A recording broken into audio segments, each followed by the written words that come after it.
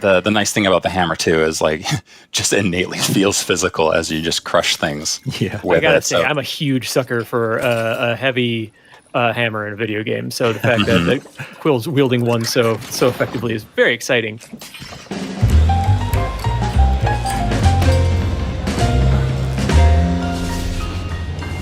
Hello, everyone. Welcome back to PlayStation Underground. You got Tim here, and I'm joined by Justin. Greetings. Hello, sir. And we're so excited to be checking out Moss Book 2, PSVR title, and especially excited to be joined by Josh Stixma, who is a principal engineer and design director at Polyarc. Hello, Josh.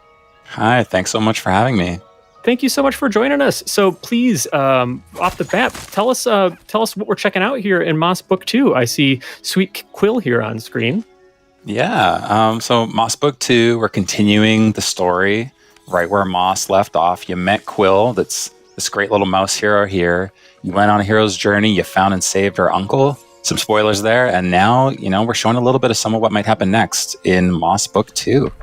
I was a big fan of the first game. It was one of PSVR's early hits, and I'm really excited to see what you guys are able to do now that you've got kind of the first game under your belt. And now you can really spread your wings a little bit and have some fun with it. What are some of the biggest things that you're able to do in Moss Book 2 that you couldn't in the first game? Yeah, well, we really felt like we laid a good solid foundation for like the first game, and we really wanted to just build upon that. So, we looked at the game, we said we want to have more interactions. We want to be able to reach into the world and interact with Quill directly more. We want to have more varied types of interactions. And what you're going to see in a little bit of this room actually is one of the new interactions you've got previously. We're actually starting about maybe a few chapters into the game, and you've actually unlocked one of the new abilities that you're going to have in the game. And you're going to see here a very different kind of texture to what we had in the first game, where it was very much move, simple object back and forth. This is a little bit more organic. Okay, so manipulating that vine to grow and form a bridge. Yeah, and that'll follow your hand like wherever you go, and you've got like several different connection points, and it just gives you a quick idea of some of the types of interactions you can do in the game. That's so cool. And obviously, this is we're looking at some pre-recorded gameplay here, and so we'll be jumping around a little bit. But Josh, can you speak a little bit about one of the goals I'm familiar with Moss Book 2 is just trying to increase that level of sort of player immersion and feeling like a part of the world, and how what we're seeing here that might be strengthening that connection. Yeah. Well, I mean, if you look in the background, like where are we right now? We're actually in this giant garden that's kind of outside of the castle that you had spent largely all of Moss 1 working towards, and trying to make sure that it feels continuous and feels connected, like this large giant world, this little tiny mouse going through it. And it's pre-recorded, but we'll get glimpses of, the player here looking around and just seeing this giant environment that you're going through, and having that environment feel real and physical as you're going through it. Is a really big thing that we wanted to push on, to make players feel like we did in Moss 1, but even more, that this world is real and you can be immersed in it. And, maybe hours go by and you're like, wow, I'm still in here, and I'm still feel like I'm part of this world. And Quill is looking at me and respecting that I am part of this world, and it kind of feels that way. And we hope to try and push that as much as we can.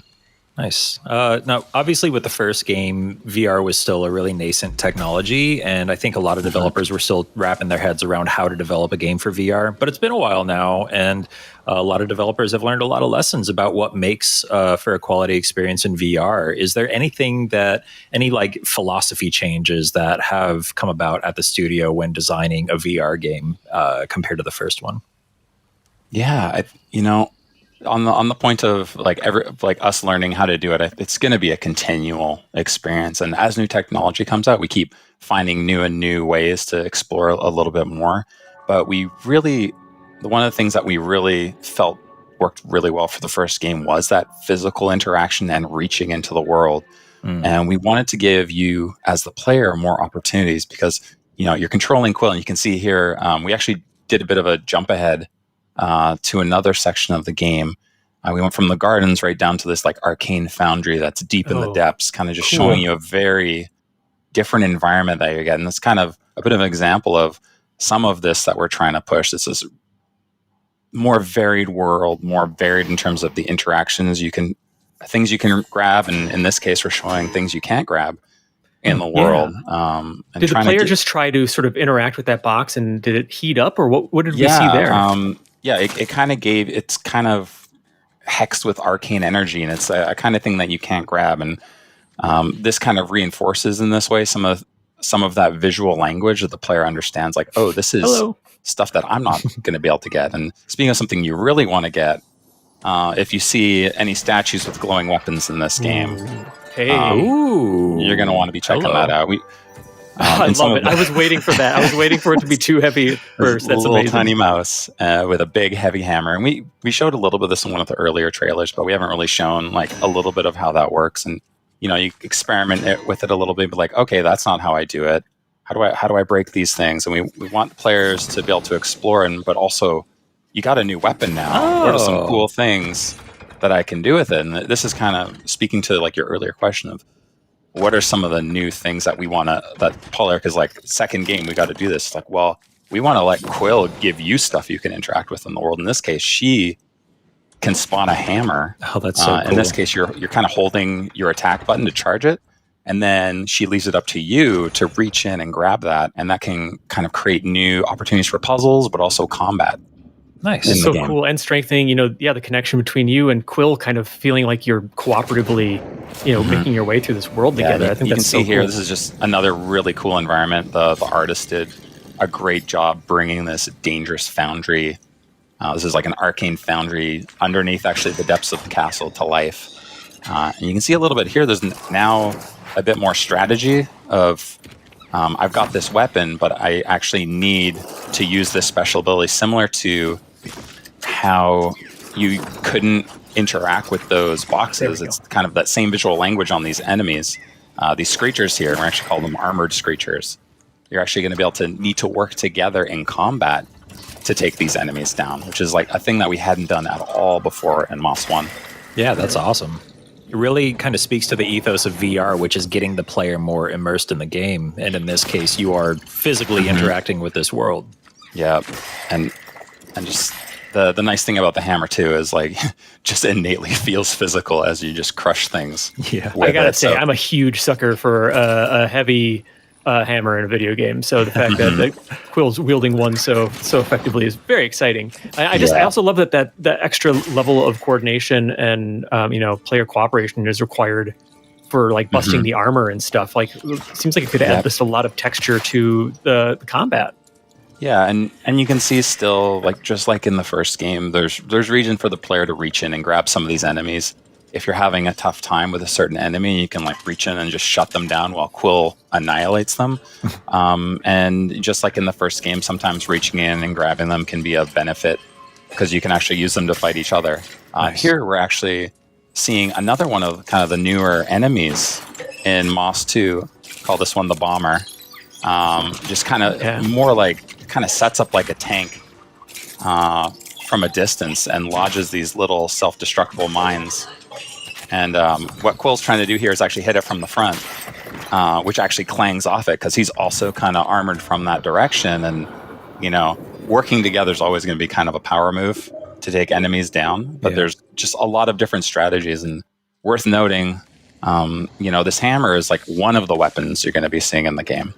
Yeah. So we're really excited to show off some of the cool things you can do for combat, but also the cool things we can do with puzzles, because you have access to this thing. We've kind of shown like the simple, like I can get up an elevator, but also like, how do I get through a more complicated traversal space and using this hammer as well? Yeah, on the note of the hammer, so you've got this new weapon now. Can you just switch weapons at any time, or like what's the mechanic for that? You can. We're not showing it in this video here, but the player does have access to on the fly swap between the weapons that they've gained, and we're trying to keep a little bit under wraps because showing that will spoil some of the things that you're going to be unlocking. Okay, I will pry. But we are really excited for the player to be able to not just solve a puzzle with one weapon, but multiple weapons. Oh, cool. And you can kind of imagine how some of that complexity would scale with the game. That sounds like so much fun. I love the idea of that could make, combat kind of a puzzle within itself as well. Mhm. Absolutely. Oh, where are we now? You can see, So deeper yeah, in the you can see foundry. here kind of what we've been doing in this dungeon is we've been trekking forward. We know that we kind of need a key. Is kind of a little bit of the narrative that we're working with here. So we've got our hammer and we're gonna blow a bunch of stuff up. Go through these cool, like dangerous looking lava environments in this foundry, and we're looking to get this key and bring it back to where we need to go to progress. And we know for coming in here that there's a big baddie in here. So we do know that if we get down to those lower levels, there's going to be something big that we're going to be contending with too. So we're looking at, in this case, once again, that kind of dungeoning feel. Like a lot of Moss 1 was, I'm going to go through these worlds and then I'm in a bit of a dungeon, and there's a lot of like kind of retraversal going back. Like players can really expect more of that in Moss Book 2. Just trying to solve puzzles together with Quill, try to figure out the right way to go. Make sure you get your scroll collectibles on the way. Of course. Which is what she's doing here. We're definitely an important detour. Absolutely. You want to make sure you get those. And you get what you need in terms of the key, and then you start on your way back to where you want to use it, and get reminded that there's definitely something bigger in here. With a hammer as well, which may outsize Quills a little bit, but I don't think that will stop her. Start to think there might be a bit of a hammer battle at some point. Well, wanted to say, that's our look at Moss Book 2 today. Josh, thank you so much for joining us here on PlayStation Underground, and look forward to the game launching this spring. Yeah, thank you so much for having me.